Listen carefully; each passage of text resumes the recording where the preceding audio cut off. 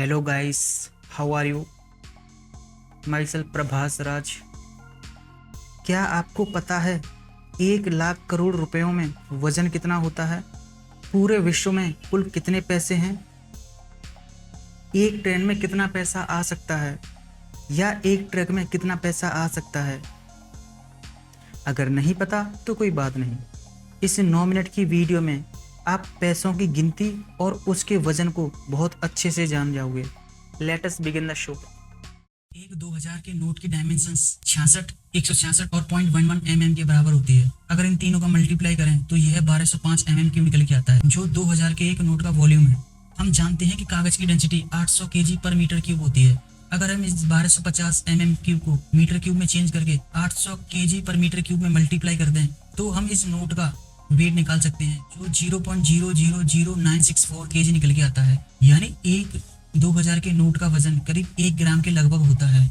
तो इस हिसाब से हम कह सकते हैं कि 1 करोड़ रुपयों में 5 किलो वजन, 100 करोड़ रुपयों में 500 किलो वजन, 10,000 करोड़ रुपयों में 50,000 किलो वजन, 1 लाख करोड़ रुपयों में 5 लाख केजी वजन, 10 लाख करोड़ रुपयों में 50 लाख किलो वजन, 70 लाख करोड़ जिसे 1 ट्रिलियन डॉलर बोलते हैं, उसमें 350 लाख केजी वजन होगा। वहीं दुनिया की सारी संपत्ति जो करीब 360 ट्रिलियन डॉलर है, यानी करीब 26,000 लाख करोड़ रुपए, इसमें करीब 1.25 लाख करोड़ केजी वजन होगा। ये तो हुआ इनका वजन, लेकिन इनका साइज क्या होगा उसको देखने के लिए थोड़ा एक अलग से स्केल बनाते हैं। ये है एक डंपर जिसकी डायमेंशन दे रखी है। इन तीनों का मल्टीप्लाई करने पर इसका वॉल्यूम निकल के आएगा, जो करीब 20 मीटर क्यूब है। हम जानते हैं कि स्टील की डेंसिटी 7800 किलोग्राम पर मीटर क्यूब, वाटर की डेंसिटी 1000 किलोग्राम पर मीटर क्यूब और वहीं कागज की डेंसिटी 800 किलोग्राम पर मीटर क्यूब होती है। अगर हम इस ट्रक में केवल आयरन ही भरते हैं तो इसमें मैक्सिमम 1.5 लाख केजी या 150 टन स्टील आ जाएगा। अगर वहीं इस ट्रक में केवल पानी भर दिया जाए तो इसमें करीब 20,000 केजी पानी या 20 टन पानी आ जाएगा। अगर वहीं इसमें केवल कागज भर दिए जाएं तो इसमें करीब 16,000 किलोग्राम कागज या करीब 16 टन कागज आ जाएंगे। जब इस ट्रक में सॉइल भरी होती है तो उस सॉइल का वजन करीब 30 टन, और वहीं दूसरी ओर जब इस ट्रक में गिट्टी पत्थर आदि भरे होते हैं तो उसका वजन करीब 50 टन होता है। क्योंकि सॉइल की डेंसिटी 1500 किलोग्राम पर मीटर क्यूब होती है, वहीं दूसरी ओर स्टोन की डेंसिटी करीब 2500 किलोग्राम पर मीटर क्यूब होती है। मतलब इस ट्रक में 16,000 केजी कागज आ सकते हैं, ये समझने वाली बात है। अब वापस आते हैं 10,000 करोड़ रुपए, जिसमें करीब 50,000 किलो वजन है। तब इन 10,000 करोड़ रुपयों को ले जाने के लिए कम से कम ऐसे 3 ट्रकों की जरूरत पड़ने वाली है। वहीं 1 लाख करोड़ जिसमें 5 लाख केजी वजन है, इस 1 लाख करोड़ रुपयों को ले जाने के लिए कम से कम 30 ट्रकों की जरूरत पड़ने वाली है। यह एक फ्री वैगन की डायमेंशन दे रखी है। इसका वॉल्यूम करीब 100 मीटर क्यूब होता है। अगर इस वैगन में कम्प्लीटली स्टील भर दी जाए तो इसमें मैक्सिमम 780 टन स्टील आ सकती है, या इसमें मैक्सिमम 80 टन कागज आ सकते हैं। तो उस हिसाब से एक 60 वैगन वाली ट्रेन 80 टन के हिसाब से करीब 4800 टन कागज ले जा सकती है। तो हम कह सकते हैं कि एक ट्रेन मैक्सिमम 50 लाख केजी कागज ले जा सकती है। 10 लाख करोड़ रुपए जिसमें करीब 50 लाख केजी वजन होता है, इसको ढोने के लिए कम से कम 300 ट्रक या एक ट्रेन की जरूरत पड़ेगी। 70 लाख करोड़ जिसमें 1 ट्रिलियन डॉलर होते हैं, उसको ढोने के लिए 2200 ट्रक या कम से कम 7 ट्रेनों की जरूरत पड़ने वाली है। दुनिया की जितनी भी संपत्ति है करीब 26,000 लाख करोड़ रुपए, उसको ढोने के लिए कम से कम 8 लाख ट्रक या 2500 ट्रेन की जरूरत पड़ेगी। हम जानते हैं कि 1 करोड़ रुपए में 2000 के 5000 नोट होते हैं। उसी तरह से 1 लाख करोड़ रुपए में 5000 लाख नोट यानी 50 करोड़ नोट होंगे। मतलब 1 लाख करोड़ रुपए में 2000 के 50 करोड़ नोट होंगे। ये एक 2000 नोट की डायमेंशन है। अगर हम इन 1 लाख करोड़ जिसमें 50 करोड़ नोट हैं उनको एक के ऊपर एक रखते जाएं, यानी 2-2000 के 50 करोड़ नोटों को एक के ऊपर एक रखते जाएं, तो इसकी ऊंचाई करीब 55 किलोमीटर हो जाएगी। इसको इस तरह से क्रॉस चेक कर सकते हैं कि अगर हम इन तीनों को मीटर में चेंज करके मल्टीप्लाई करें तो यह करीब 603 निकल के आता है, और इस 603 में अगर हम कागज की डेंसिटी से मल्टीप्लाई कर दें तो 1 लाख करोड़ रुपयों का वेट निकल के आ जाएगा, जो करीब 4.5 लाख निकल के आता है। जो हम पीछे देख चुके हैं कि 1 लाख करोड़ रुपयों में करीब 5 लाख किलोग्राम वजन होता है।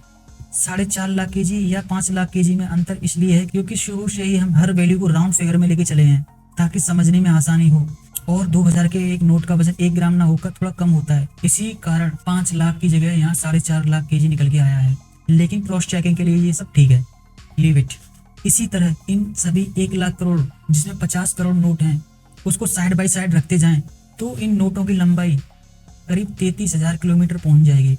वैसे ही इन सभी 50 करोड़ नोटों को लंबाई में रखें तो इन नोटों की लंबाई करीब 83,000 किलोमीटर पहुंच जाएगी।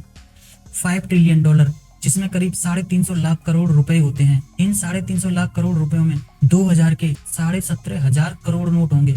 अगर इन सभी नोटों को एक के ऊपर एक रख दे जाएं, तो इन सभी नोटों की ऊंचाई 20,000 किलोमीटर हो जाएगी। वैसे ही इन सभी 17,500 करोड़ नोटों को लंबाई के हिसाब से रखा जाए तो इनकी लंबाई करीब 3 करोड़ किलोमीटर हो जाएगी। इस 3 करोड़ किलोमीटर का मतलब है पृथ्वी के 800 चक्कर, यानी 350 लाख करोड़ रुपयों को अगर लंबाई के हिसाब से रख दिए जाए तो यह पृथ्वी को करीब 800 बार लपेट लेगा। इसको इस तरह से समझ सकते हैं कि इन 350 लाख करोड़ रुपयों को एक रोड पर बिछाना हो तो इस रोड को पूरी धरती का चक्कर लगाना चाहिए, जो करीब 42,000 किलोमीटर होता है। तब इस रोड की चौड़ाई कम से कम 50 मीटर होनी चाहिए, तब जाकर ये सभी 350 लाख करोड़ रुपए इस रोड पर आ पाएंगे। 1,00,000 करोड़ रुपए, जिसमें 2000 के 50 करोड़ नोट होते हैं, इसको 5 × 10⁸ लिख सकते हैं। इस 50 करोड़ नोटों का मतलब है 5 × 10⁸। मान के चलिए कि एक इंसान 1 मिनट में 100 नोट काउंट कर सकता है, तो यह इंसान नॉन स्टॉप 1 साल में 5.2 × 10⁷ नोट काउंट कर सकता है। और वहीं 10 साल में यह इंसान 5.2 × 10⁸ नोट काउंट कर सकता है। 5.2 × 10⁸ नोट का मतलब है 52 करोड़ नोट। तो इससे हम कह सकते हैं कि एक इंसान हर मिनट अगर 100 नोट गिन सकता है तो उसको 1,00,000 करोड़ रुपयों को गिनने के लिए कम से कम 10 साल लगने वाले हैं, अगर वह इसी दर से नॉन स्टॉप काउंटिंग करता है तो। वहीं दूसरी ओर एक नोट काउंटिंग मशीन जो 1 मिनट में करीब 1,000 नोट गिन सकती है, उसको इस 1,00,000 करोड़ रुपयों को मिलने के लिए कम से कम 1 साल लगेगा। नोटबंदी के समय आरबीआई के पास करीब 15 लाख करोड़ रुपए वापस आए थे। इन 15 लाख करोड़ रुपयों को एक मशीन द्वारा गिनने के लिए, अगर ये सभी 15 लाख करोड़ रुपए 2000 के नोट के हैं तो इनको गिनने के लिए कम से कम 15 साल, 1,000 नोट के हैं तो इनको गिनने के लिए कम से कम 30 साल और कम से कम 60 साल लगेंगे अगर ये सभी नोट 500 के हैं। क्योंकि नोटबंदी से पहले 2000 के नोट नहीं थे, इसलिए हम कह सकते हैं कि 15 लाख करोड़ रुपयों में या तो 1000 के नोट होंगे या 500 के नोट होंगे। हम इन दोनों को मिक्स मान के चल रहे हैं। तो इन 15 लाख करोड़ रुपयों को एक मशीन द्वारा गिनने के लिए कम से कम 50 साल लगने वाले हैं। अगर इन सभी 15 लाख करोड़ रुपयों को 1,000 नोट काउंटिंग मशीनों द्वारा गिना जाए तो इसको गिनने में कम से कम 20 दिन लगने वाले हैं। यह 20 दिन तब है जब नॉन स्टॉप 24/7 नोट काउंटिंग होती रहे, लेकिन ऐसा संभव नहीं है। इनको तब भी 2 महीने लगने वाले हैं अगर सभी 1,000 मशीनें हर रोज 10 घंटे काउंटिंग करती हैं तो। ह्यूमन एंड मशीन एफिशिएंसी को ध्यान में रखते हुए इन 15 लाख करोड़ रुपयों को अगर 1,000 नोट काउंटिंग मशीनों द्वारा भी काउंट किया जाए तो भी इनको गिनने के लिए कम से कम 3 महीने तो लगने ही वाले हैं। डिमोनेटाइजेशन के समय इन सभी 15 लाख करोड़ रुपयों को गिनने के लिए 5 महीने लगे थे। तो आप इससे अंदाजा लगा सकते हैं कि 15 लाख करोड़ रुपए कितने ज्यादा होते हैं। लेविज, जैसा कि हम जानते हैं कि 1 करोड़ रुपयों में करीब 5 किलो वजन होता है, तो इस हिसाब से हम कह सकते हैं कि एक आम इंसान जिसका वजन 60 केजी होता है, यानी एक इंसान का वजन करीब 12 करोड़ रुपयों के बराबर होता है। वैसे ही 1 लाख करोड़ जिसमें 5 लाख केजी वजन होता है, यह 1 लाख करोड़ रुपए 8,300 लोगों के वजन के बराबर है। वैसे ही 7 लाख करोड़ रुपए जिसमें करीब 35 लाख किलोग्राम वजन होता है, यह 58,000 लोगों के वजन के बराबर है। वैसे ही $1 ट्रिलियन जिसमें करीब 70 लाख करोड़ रुपए होते हैं, इसका वजन 350 लाख केजी होता है, यानी 70 लाख करोड़ रुपयों का वजन करीब 6 लाख लोगों के वजन के बराबर है। तो इस तरह आप जान चुके होंगे कि पैसों में वजन कितना होता है, उनका साइज क्या होता है, जो देखने के लिए आपको कहीं नहीं मिलने वाला। Bye bye.